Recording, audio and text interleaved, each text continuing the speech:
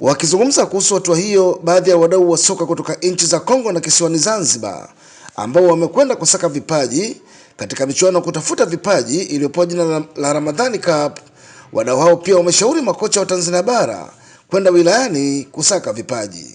Sasa wakocha na wenye maklabu vitu kama hii lazima wakocha wanakuwa kuangalia hapa hivi. Kama kocha wa timu kubwa hata Aurora kama Coast akaangalia hapa kachukua hata watoto inde watasaidia Coast.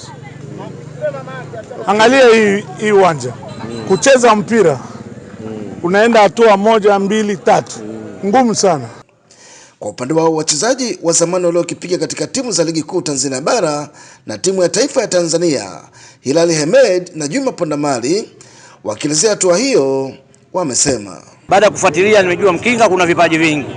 Kwa hiyo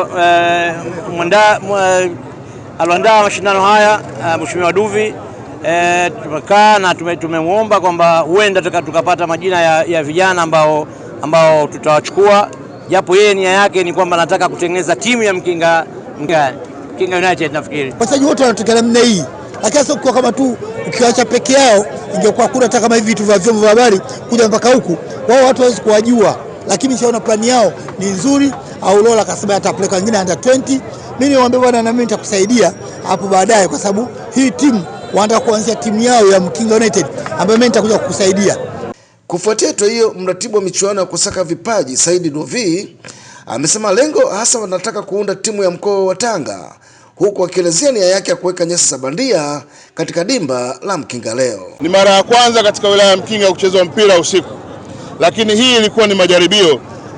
Mambo mazuri yanakuja, tutaweka uwanja ambao utakuwa wa nyasi bandia Ramadhani Cup ijayo, na tumesema hii itafanyika kila mwaka, na hatuna maana ya kufanya mashindano haya kwa dhana nyingine. Tunafanya mashindano haya ili kuwafanya wanamkinga tuwe wamoja, tupendane, tushirikiane kwa hali na mali. Kutoka hapa katika dimba la Mkinga lililopo katika wilaya hii ya Mkinga, ni mwanaspoti wako William Mgazija, ITV.